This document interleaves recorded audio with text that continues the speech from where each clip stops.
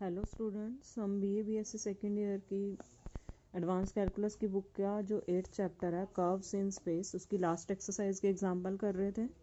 2 example हमारे हो चुके हैं जिसमें हमने रेडियस ऑफ कर्वेचर निकाला है, एक में equation of principal normal osculating plane and curvature. आज हम 3-4 एग्जांपल और करेंगे। देखते हैं थर्ड एग्जांपल हमारे पास क्या है। Use Serret Frenet's formula to find the direction cosines of principal normal and binormal। आपको ये सैरेट फ्रेनेट्स फार्मूला यूज़ करने हैं किसके लिए? डायरेक्शन कोसाइन निकालनी है किसकी? प्रिंसिपल नॉर्मल और बायनॉर्मल की। एक बार मैं रिमाइंड करा देती हूँ कि सैरेट फ्रेनेट फार्मूले आपके पास कौन से थे। यहाँ से मैंने आपको कहा था कि ये मैट्रिक्स याद रख लो, आपको वो फॉर्मूले याद हो जाएंगे। सैरेट फ्रेनेट हमारे पास क्या मैट्रिक्स है, यहीं पे लिख लेती हूँ मैं।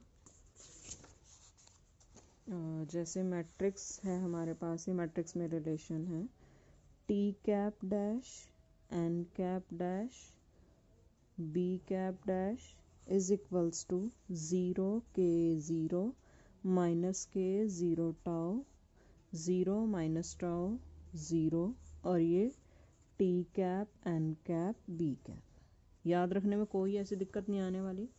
यहाँ पे टी एन बी का बस सीक्वेंस याद रखो। यहाँ डैश है इसके, यहाँ सिंपल है, और यहाँ के है। ये एक तरह से स्क्यू सिमेट्रिक मैट्रिक्स है।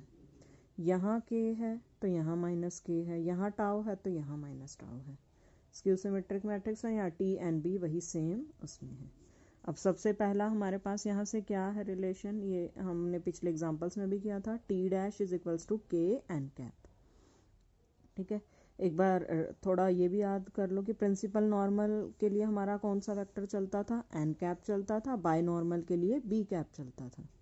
ठीक है, ये आपका एक तरह से प्रिंसिपल नॉर्मल के लिए यूज़ होता है और ये बाय नॉर्मल के लिए।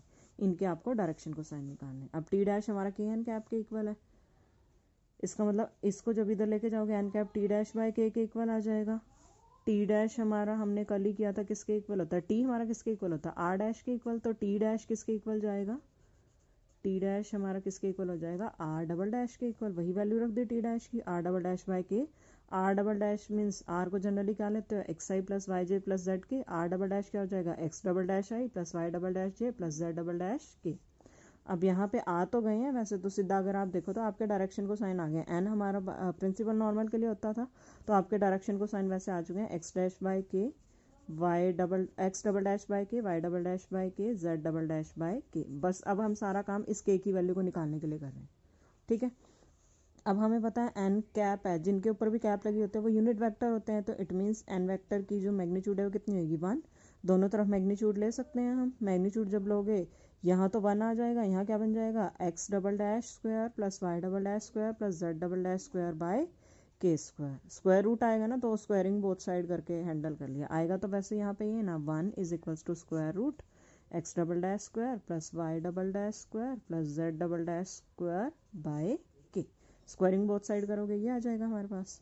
ठीक है, यहाँ से के की वैल्यू सिंप्लीफाई कर लोगे।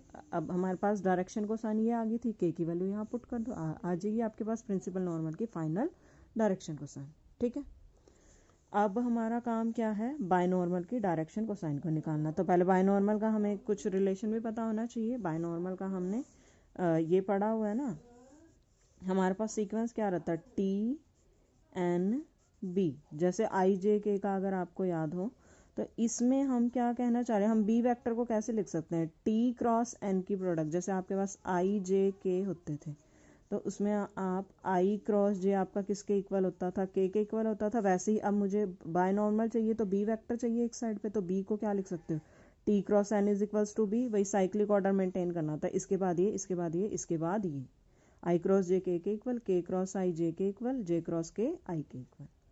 ठीक है, ऐसे ही अब मेरा बी किसके इक्वल आ जाएगा? टी क्रॉस एन किसके इक्वल जाएगा? बी के इक्वल। ठीक है, तो बी की वैल्यू लिख दी टी क्रॉस एन। इसके बाद अब हमने क्या किया? टी की हमने अभी पढ़ी थी वैल्यू क्या होती है? R dash. एन अभी हमने किया है पीछे, आर डबल डैश बाय के। अब क्रॉस है ना हमारे पास, ये के एक तरह से स्केलर होता है हमारे पास। के को बाहर निकाल लिया 1 बाय के को, और R dash cross R double dash scalar vector product करनी आती है हमें डिटर्मिनेंट वाले मेथड से। I J K R dash के component X dash Y dash Z dash, R double dash के X double dash Y double dash Z double dash. इसको simplify करोगे, ये बी वेक्टर आ गया ना, डायरेक्शन को साइन क्या होंगे, आई जे के कोफिशिएंट हो जाएंगे। जैसे एक्स के कॉरस्पॉन्डिंग क्या हो जाएगा, दिस बाय के, वाई के corresponding this by K, Z के कॉरस्पॉन्डिंग दिस बाय के। इसमें बस इन्होंने यहाँ पे के निकाल के दिखा रखा, आप चाहो तो के निकाल के दिखा देना, वहाँ से भी हो जाएगा, ठीक है। अदरवाइज वो थोड़ी सी लेंथी हो जाएगी कैलकुलेशन, इसलिए इन्होंने इसको यहीं छोड़ दिया। पिछला भी आप बेशक वहीं भी छोड़ दोगे तो भी आपका ये गलत नहीं माना जाएगा, ठीक है। तो ये था हमारे पास सैरेट फ्रेनेट फॉर्मूले की हेल्प से डायरेक्शन को साइन निकालना किसके, प्रिंसिपल नॉर्मल और बाय नॉर्मल के। नेक्स्ट क्वेश्चन देखते हैं। नेक्स्ट एक बार आपको स्टेटमेंट दिखा देते हैं फोर्थ और फिफ्थ की। Find the curvature and torsion of the helix this, और फिफ्थ की देखो find the curvature and torsion of the curve given by this. Same type के क्वेश्चन है, इसमें भी एक्स वाई जेड दिए हुए हैं, इसमें भी एक्स वाई जेड दिए हुए हैं। मैं इन दोनों में से एक क्वेश्चन करवाऊंगी, एक क्वेश्चन आप अपने अकॉर्डिंग अपने आप देख लेना, बिल्कुल सेम पैटर्न पे है। अब एक चीज़ देखो, एक कर्वेचर और टॉर्सन निकालना है ना, कर्वेचर मीन्स के निकालना आपको। आपके पास दो मेथड हैं के निकालने के, एक तो मेथड है हमारे पास ये सैरेट फ्रेनेट फॉर्मूले से, और एक है डायरेक्ट फॉर्मूला, ठीक है। सैरेट फ्रेनेट फॉर्मूले से करने का क्या मीनिंग है, जैसे हमने ये सेकंड क्वेश्चन किया था कल, इसमें रेडियस ऑफ कर्वेचर के निकाला था ना, वही आर वेक्टर हमें दिया होता था टी की फॉर्म में या थीटा की फॉर्म में, हम आर डैश निकालते थे, फिर आर डबल डैश निकालते थे। हमारे पास जो रिलेशन होता था कि क्या रिलेशन होता था, के एन कैप हमारा किसके इक्वल होता था, टी डैश के इक्वल, वही सारा काम किया। या तो आप ऐसे निकाल सकते हो, नहीं तो इजी इस वाले को भी बल्कि आप डायरेक्ट वाले मेथड से भी निकाल सकते हैं। डायरेक्ट भी आपको मैं एक बार दिखा देती हूँ। मेरे हिसाब से अगर आप पिछले इन क्वेश्चंस को भी डायरेक्ट वाले से करो जहाँ पे भी कर्वेचर पूछा हो, तो वो आपके लिए ईजी रहेगा। डायरेक्ट क्या है हमारे पास, आर डैश और आर डबल डैश की क्रॉस प्रोडक्ट लो और उसकी मैग्नीट्यूड निकाल लो। और ऐसे ही टाओ क्या होता है, टॉर्सन होता है, टॉर्सन का ये डायरेक्ट फॉर्म है। तो मेरे अकॉर्डिंग मैं आपको यही सजेस्ट करूंगी, जो आपने फर्स्ट और सेकंड क्वेश्चन में कर्वेचर निकाला है वो इसी फॉर्मूले से निकालो, तो आपका 1 मिनट में हो जाएगा। मतलब कि अगर ये फॉर्मूला याद है तो कुछ कैलकुलेशन तो आप आराम से कर ही सकते हो। उसमें तो थोड़ा वही मैग्नीट्यूड लेके जानी या ऐसे लेके जाना वैसे लेके जाना। तो हम क्या कर रहे हैं, डायरेक्ट फॉर्मूले से कर रहे हैं। उसमें हमें किसकी ज़रूरत है, R dash R double dash की। पहले हमारे पास आर वेक्टर ये है, आर डैश टी के रिस्पेक्ट में डेरिवेटिव कर दो, आर डबल डैश फिर एक और बार डेरिवेटिव करो, क्रॉस प्रोडक्ट लो इनकी, फिर इस क्रॉस प्रोडक्ट से जो भी वेक्टर आया है उसकी मैग्नीट्यूड ले लो। मैग्नीट्यूड हमारे पास आ गई, ठीक है। और हमारे पास डिवाइड में क्या है, एक सेकेंड, हमारे पास ये आ गया ना A square secant alpha curvature. एक सेकेंड रुको, अब यहाँ तो इन्होंने कर्वेचर का R dash cross R double dash का ही स्केलर ये क्रॉस प्रोडक्ट और उसका डिटर्मिनेंट लिया हुआ है, और यहाँ पे इन्होंने इसको डिवाइड कर रखा है आर डैश की डेटा उसकी। ये देखो इन्होंने यूज़ किया है ये फॉर्मूला। एक मिनट मैं आपको थोड़ा डिफरेंस बता देती हूँ। ये फॉर्मूला इन्होंने यूज़ किया है, ये देखो, ठीक है। जब आपको टी की फॉर्म में दी हुई हो कर्व तो आप ये फॉर्मूला यूज़ करोगे। ये है आपका कर्वेचर के लिए और ये है टॉर्सन के लिए।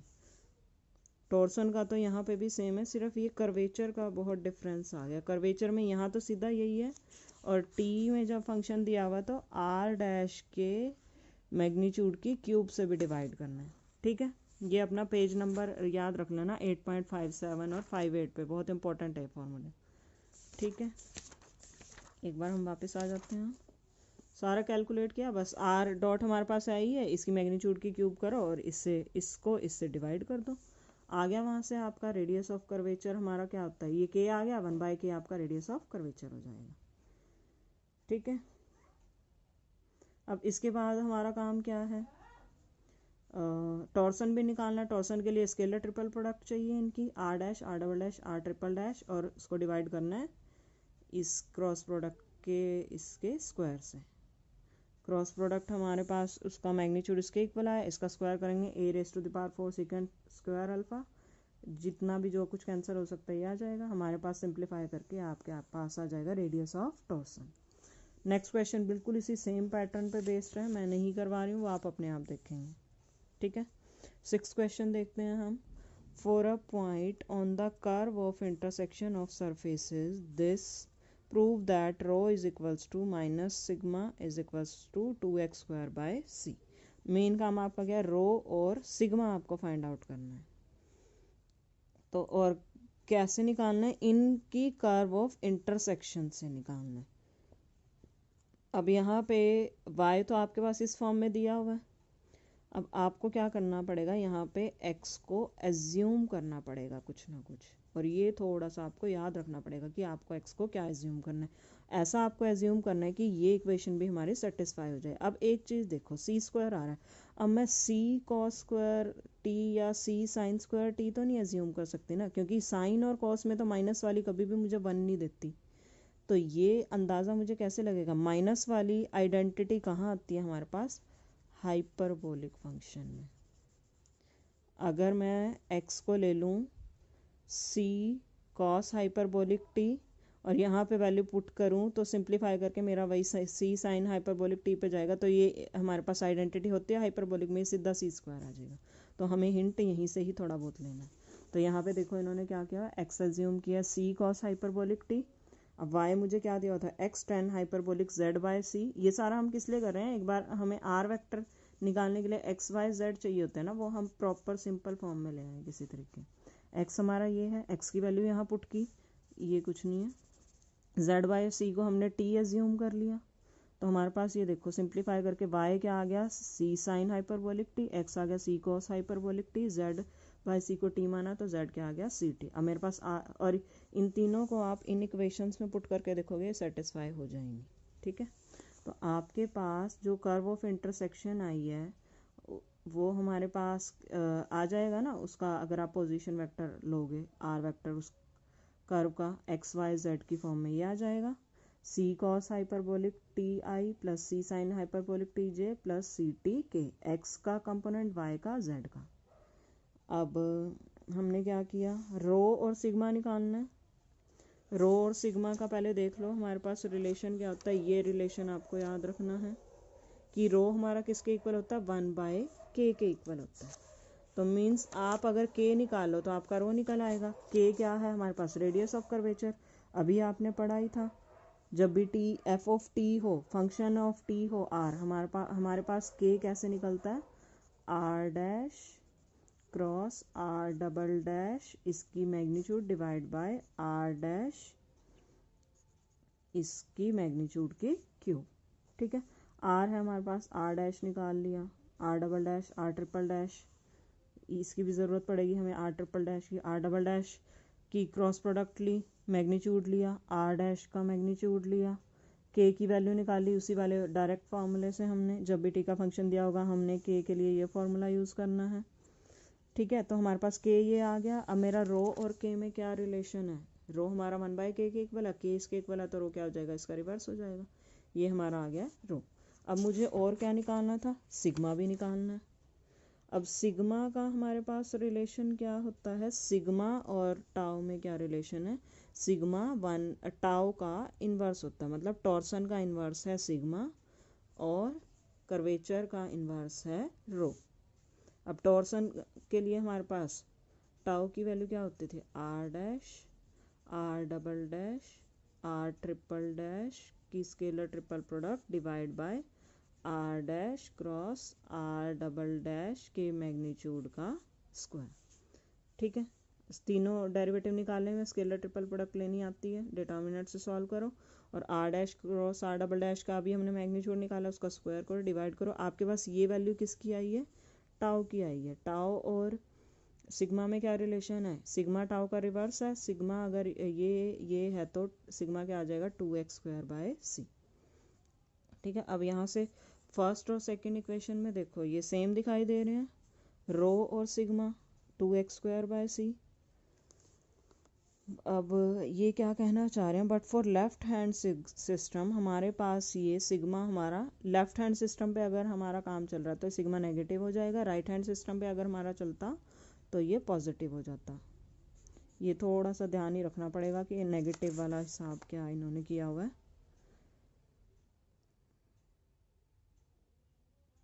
ठीक है, तो ये आपका आ जाएगा रिजल्ट जो प्रूव करना था।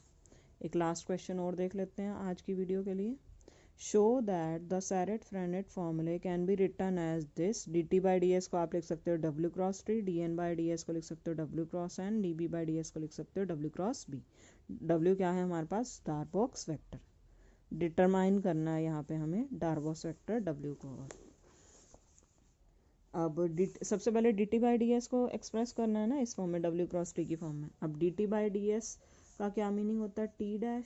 अभी हमने पढ़ा है रिलेशन Sharrett-Frenet से, kn कैप के इक्वल होता है T dash. T dash means dt/ds kn cap. अब इसी को आप लिख सकते हो 0 + kn कैप, कोई फर्क पड़ेगा, 0 ही तो ऐड किया हमने। अब जैसे आप लोगों ने पढ़ा हुआ i j k, अब हमें पता i×j k के इक्वल है, j×k i के इक्वल है, k×i 0 के k×i j के इक्वल है। अब हमें पता है क्रॉस प्रोडक्ट में तो ये ऐसे रिलेशन दे देता है, अलग अलग की अलग अलग से हो तो वो हमें कुछ ना कुछ रिजल्ट दे देता है। लेकिन जब सेम की सेम के साथ हो क्रॉस प्रोडक्ट में, मुझे क्या रिजल्ट मिलता है, 0। j×j क्या मिलता है, 0। k×k क्या मिलता है, 0। सेम ही आपका हमारे पास 3 वेक्टर फंडामेंटल वेक्टर कौन से पढ़े थे, t n b। Same process आपका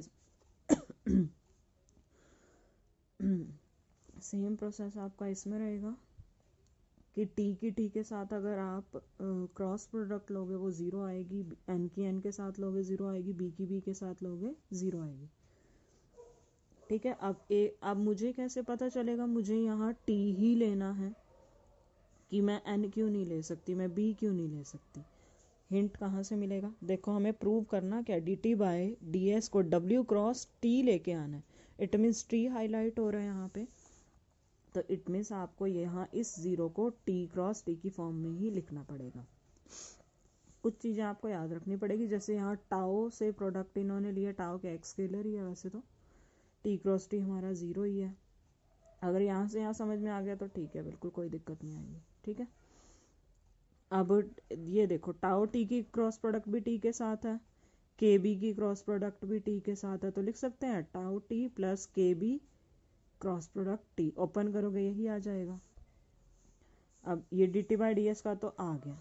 ठीक है, अब अगले पे चलते हैं। बाकी w वेक्टर हम एंड में ही निकालेंगे। dn/ds पे जाना है।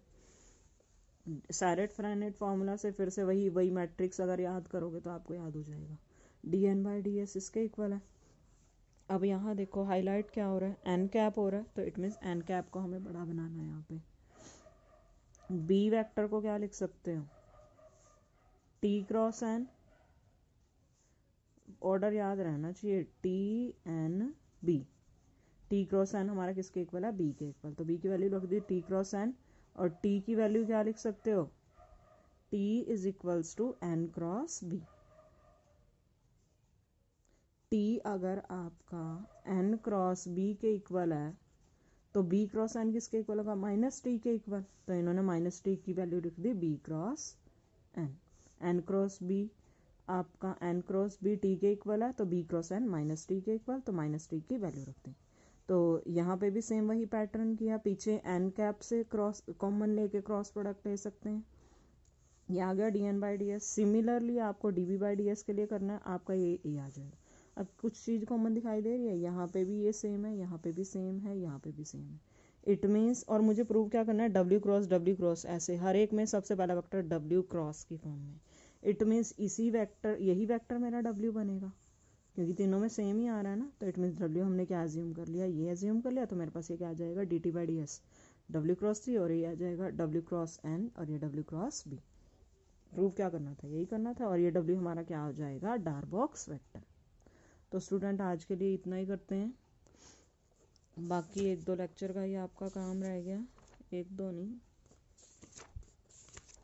ज़्यादा से ज़्यादा 3 लेक्चर लगा के चलो, और आपका ये बुक का काम ख़त्म हो जाएगा। ठीक है, उम्मीद करते हैं सबको समझ में आ गया होगा। अगर फिर भी किसी का कोई डाउट है तो आप मुझसे पूछ सकते हो। Thank you students.